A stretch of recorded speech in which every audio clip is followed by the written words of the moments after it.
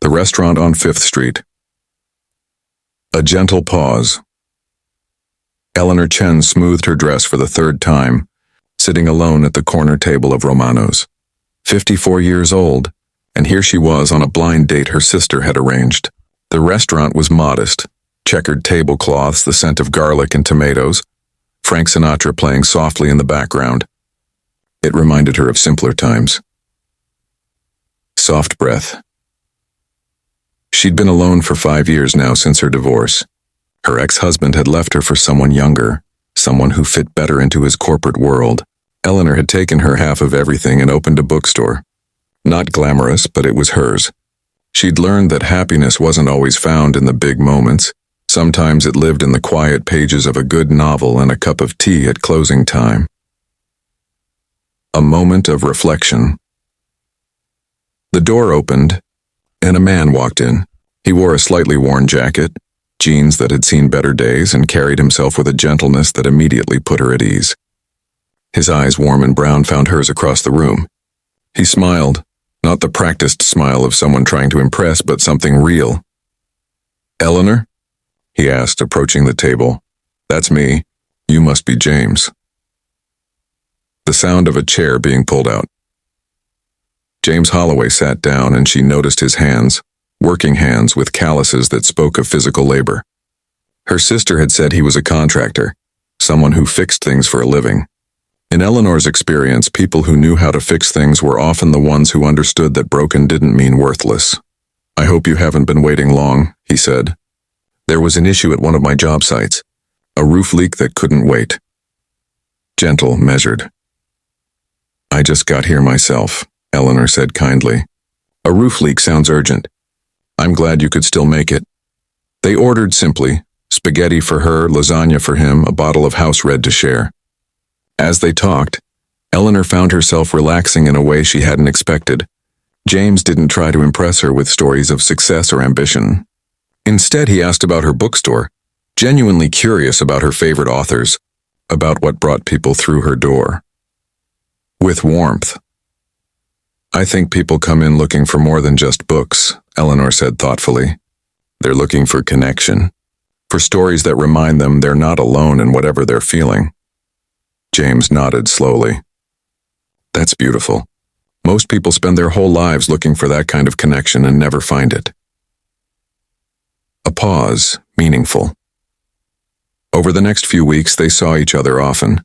James would pick her up in his old pickup truck, paint splattered and reliable. They'd go to diners where the coffee was strong and the pie was homemade. They'd walk through parks as the late autumn turned to winter, talking about everything and nothing. He told her about his work, how satisfying it was to take something broken and make it whole again. How he'd learned his trade from his father, who'd taught him that honest work was its own reward. Eleanor loved how his face lit up when he talked about helping a young family fix their home, or an elderly woman repair her porch. Soft reflection. She didn't care that he drove an old truck or wore the same jacket every time they met. She'd learned long ago that wealth didn't live in bank accounts. It lived in the way someone listened, the way they remembered small details, the way they showed up when they said they would. One evening, James invited her to dinner at his place. "It's nothing fancy," he'd warned her. "Just a small apartment above a warehouse in the old district. A gentle transition." But when Eleanor arrived, she found herself in a spacious loft with floor-to-ceiling windows overlooking the city lights. The space was beautifully designed. Exposed brick, carefully chosen furniture, shelves lined with books she'd mentioned loving. Classical music played softly from speakers she couldn't see. James stood in the kitchen looking suddenly nervous. He'd traded his worn jacket for a simple sweater, but his hands were the same steady hands that had held hers during their walks. A moment of truth. "Eleanor," he said quietly, "I need to tell you something, and I hope you'll understand why I waited." She set down her purse, her heart beating a little faster. "All right," with measured honesty. "My last name isn't just Holloway. Well, you might have heard of Holloway Construction and Development. My father started it 40 years ago.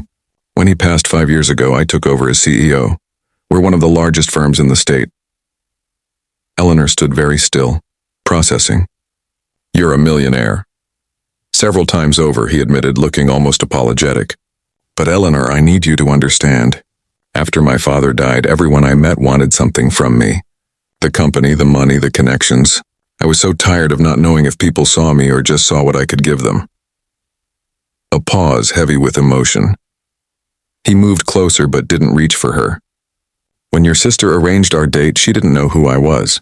She just knew I was someone who worked in construction. And when I met you that first night, when you smiled at me like I was just James, it was the first time in years I felt seen." Eleanor's mind whirled. She thought of the old truck, probably one he kept from his father. The worn jacket, likely his favorite because it was comfortable, not because it was all he could afford. The small restaurants, chosen not from necessity but from a desire for genuine connection. Softly, with understanding. "You lied to me," she said gently, but without anger. "I held back the truth," James corrected quietly. "But everything else, every conversation, every moment, that was real. My feelings for you, Eleanor, those are the realest thing in my life." A long, gentle pause. Eleanor walked to the window, looking out at the city lights. She thought about her ex-husband, who'd wanted her to be someone she wasn't. She thought about all the years she'd spent learning to value authenticity over appearance. And she thought about James, how he'd listened, how he'd shown up, how he'd been kind to waitresses and held doors for strangers, with warmth and wisdom. She turned back to him. "Do you know what I've learned, James? In all my years running a bookstore, reading thousands of stories, the truth always matters less than the intention behind it. You weren't trying to trick me. You were trying to find something real in a world that had taught you to be suspicious." His eyes brightened with hope. "So you're not angry?" Gentle resolution. "I'm not angry," Eleanor said, moving toward him. "I'm grateful. Because you trusted me enough to eventually tell the truth. And because for the first time since my divorce, I met someone who wanted to know me. Not for what I could be, but for who I am." James took her hands in his. Those calloused, capable hands. I do have those calluses, by the way. I still work on sites sometimes. It keeps me grounded. Reminds me where I came from. Eleanor smiled. "Good. I like your hands just the way they are." Final words, warm and steady. They had dinner that night in his beautiful loft, and talked about honesty and second chances and how love, real love, was built not on perfect truth but on the willingness to be vulnerable. Outside the windows, the city glowed like a constellation of earthbound stars. And Eleanor thought how funny life was, how she'd gone looking for nothing more than companionship, and found instead someone who reminded her that wealth came in many forms, the richest of which was being truly known. Gentle fade. The end character count, 59998.